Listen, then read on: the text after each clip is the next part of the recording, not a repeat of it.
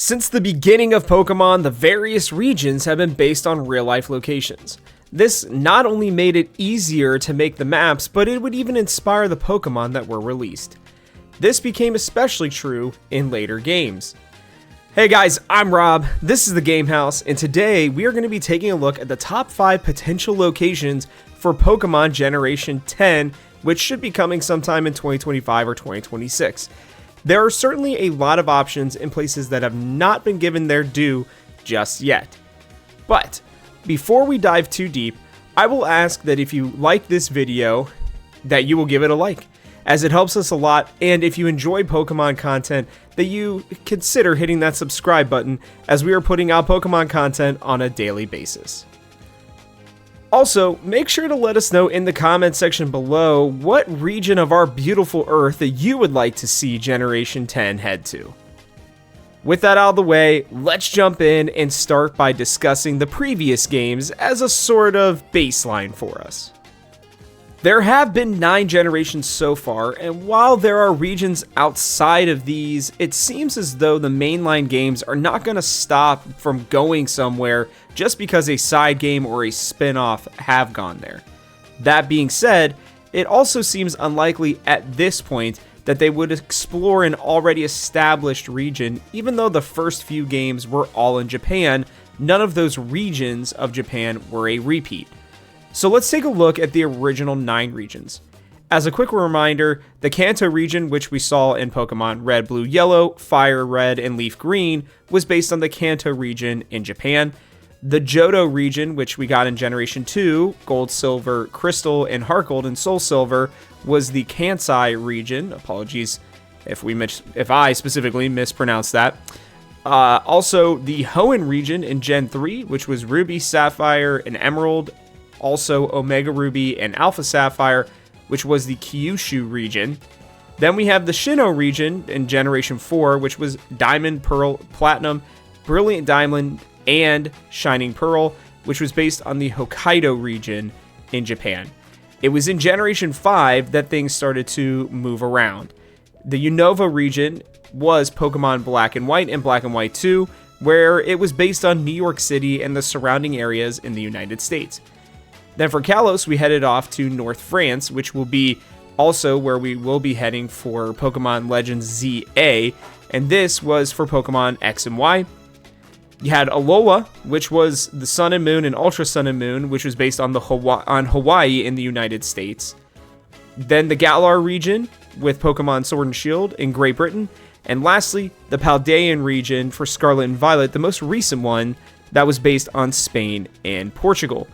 So as you can see, they have been to the United States twice in very different regions of the United States, and Japan 4 different times, while Europe has received the most recent games in Galar and Paldea, and 3 of the last 4 when you look at the Kalos region.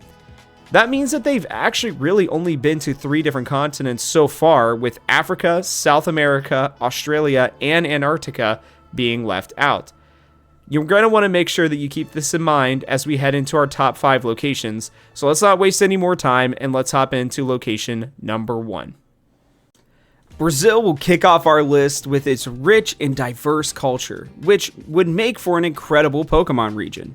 From the bustling cities of Sao Paulo and Rio de Janeiro to the breathtaking Amazon rainforest, there's no shortage of inspiration for unique environments. Imagine Pokemon inspired by Carnival, colorful and festive creatures, or Pokemon based on iconic Brazilian wildlife like jaguars, macaws, and anacondas. The Amazon could serve as the basis for a mysterious jungle area complete with legendary Pokemon tied to nature and mythology. Brazil's coastline could also bring new water Pokemon, maybe even Pokemon resembling sea turtles or coral reefs. We've had some of those in the past, but it feels like they could be a little bit different and a little bit more festive, as we discussed earlier. The country's diverse ecosystems would make for a vibrant and exciting adventure, even if this one seems to be a little bit more on the unlikely side. Coming in at number 4 is Mexico, a region rich in history and mythology that could easily provide the backdrop for a great Pokemon game. The ancient Mayan and Aztec ruins would make perfect inspiration for a series of challenging gyms, or even the headquarters for the evil team that we all know is going to be in the game. Just imagine ghost or dark Pokemon inspired by the Day of the Dead festivals, or fire Pokemon and ground types based on volcanoes. Mexico's deserts could introduce unique rock-type Pokemon, while its tropical coastlines might bring more water types into the mix. The possibility of a Pokemon League set atop a towering mountain range such as the Sierra Madre is also very enticing. With Mexico's blend of tradition, natural beauty, and vibrant culture, it would be a very unforgettable region. In the middle of this list is a fan favorite, Australia, and for good reason. It has literally everything that a Pokemon region needs. The Outback would be a perfect place for ground, rock, and fire type Pokemon, and can you imagine facing off against a kangaroo-based fighting type, or discovering a water type Pokemon in the Great Barrier Reef? The potential for environmental diversity is huge, with rainforests, beach, deserts, and urban centers like Sydney. Australia's unique wildlife, from koalas and platypuses to venomous snakes, is practically begging for a Pokemon game to be set in it. There's also room for the mythological influences. Aboriginal Dreamtime stories could inspire legendary Pokemon that embody creation or natural forces. Plus, an Australian-themed region would offer the opportunity for surfing minigames or riding Pokemon across vast deserts. Now we're heading into the ones that we think are potentially very likely to happen based on some leaks, which we'll discuss with the very top spot. But coming in at number 2 is going to be Egypt. And Egypt offers an unparalleled mix of history, mythology, and stunning geography, making it an almost perfect setting for a Pokemon region. The pyramids could serve as dungeons or puzzle-filled gyms, while the Nile River would create opportunities for water-type Pokemon to thrive. Ancient Egyptian gods like Anubis and Ra could inspire legendary Pokemon, and the region would be rich with ghost and psychic types tied to the mysteries of the pharaohs and the afterlife. The deserts of Egypt could also introduce unique weather mechanics, such as sandstorms like we saw in Generation 3, that affect the different parts of the gameplay. With Egypt's blend of ancient history and striking landscapes, it would provide the ideal mix of exploration, mystery, and lore that we all love in Pokemon games. At the very top of our list, we might be cheating here a little bit by combining everything, but we are putting it all together with the Mediterranean. Specifically, we'll be looking at Greece and Italy, as there have been leaks suggesting that the next region's codename is Gaia. This makes sense because Gaia is a figure in Greek mythology representing Earth itself. The region could draw on inspiration from Greek or Roman mythology, with legendary Pokemon based on the gods like Zeus or Poseidon, even Ares. Mount Olympus could serve as the Pokemon League or a major storyline location, while the Italian architecture and art could inspire beautifully designed cities. The Mediterranean as a whole offers a variety of different landscapes: sunny coastlines, olive groves, vineyards, and rugged mountains.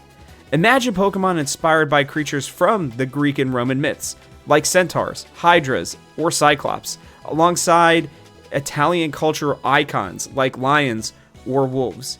This region's ties to Earth and nature align perfectly with the rumored themes, and it would provide an incredible foundation for Pokemon designs, new mechanics, and storytelling.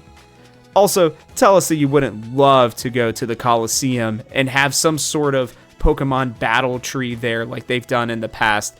There's no doubt that this region is perfect for the next Pokemon games, and while they've gone to Europe already a lot, including the entire Mediterranean, and being able to run around it and sail around it would make things absolutely incredible.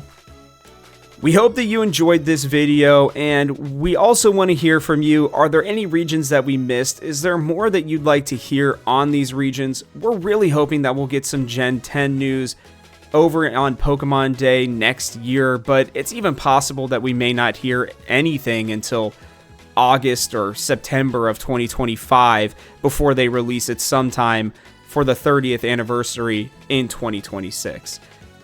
But until then, we're going to speculate about Gen 10 until we get a little more information, and it's something that we are definitely looking forward to, and we hope that you are too. So that's going to wrap it up for us on this Pokemon video. Again, we ask that you like and subscribe if you enjoyed the video, and if you want more Pokemon content, which we're putting out on a daily basis. But thanks for watching, and from our house to yours, we'll catch you on the next one.